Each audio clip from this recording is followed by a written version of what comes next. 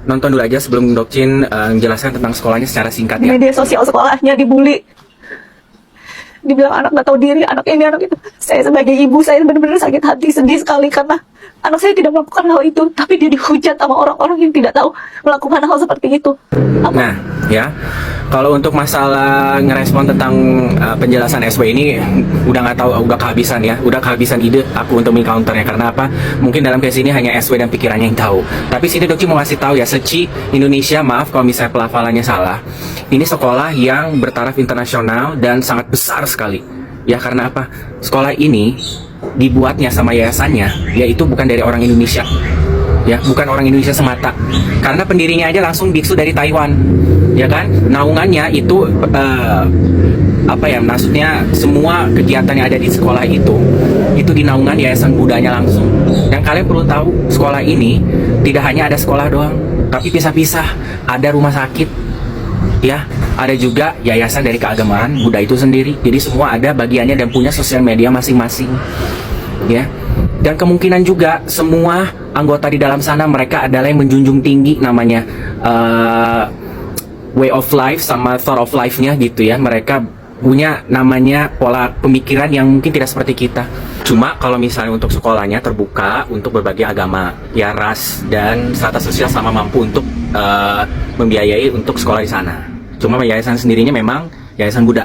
Nah sekarang gue tanya, bukan masalah mengucilkan masalah RO atau SW ya, tapi kan ini setidaknya sangat berapi-api banget khususnya di sosial media. Nggak tahu di kalangan masyarakat seperti bagaimana.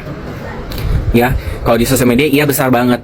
Tapi kalau di dunia kenyataan ini sekolah emang seberapa penting sih reputasi SW untuk di sekolah itu? Sementara ini sekolah ini bukan sekolah murah, sekolah mahal.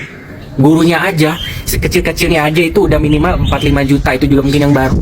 Yang udah senior itu udah 2 digit ke atas. Apalagi kalau semakin banyak kurikulum yang diambil, udah gajinya udah kayak menteri. Ya, jadi udah lumayan banget gajinya.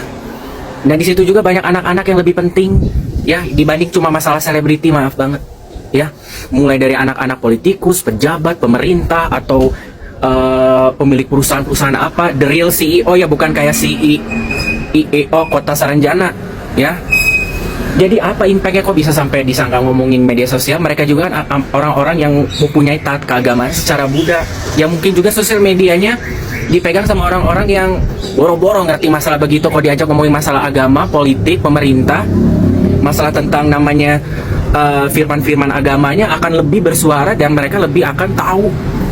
Kok ngomongin selebriti mah ngapain mereka? Please lah, udah jangan mengencounter hal-hal di luar jalur, jangan sampai bawa-bawa nama sekolah ini. Mereka nggak punya salah tuh sekolah, ya kan? Nanti kalau misalnya sampai turun tangan sekolahnya, ayo bagaimana nanti? Malah yang tadinya tidak ada jadi bener, anak-anak tuh bener-bener nanti dikasih dikasih teguran, terutama orang tuanya jangan bawa-bawa, ya, jangan. Kecuali kalau kamu benar-benar mengencounter, udahlah kasih tahu buktinya seperti apa. Setidaknya, gue baru tahu ada sekolah yang media sosialnya dengan gampangnya membuli anak-anak yang partisipan di sekolah itu yang lagi ada masalah. Kesinambungannya di mana antara sekolah sama masalah pribadi, SW sama RO gitu. Gue mau tanya itu, ya. Sekolah-sekolah yang swasta lokal di sini aja, yang biasa negeri aja, kayaknya nggak gitu-gitu amat ya. Sosial media apa hubungannya mereka mengunjungi masalah keluarga? Yang ada kan mereka promoin masalah tentang edukasi sekolahnya, kurikulumnya, semua aktivitas, pameran, dan apapun yang berkesinambungan.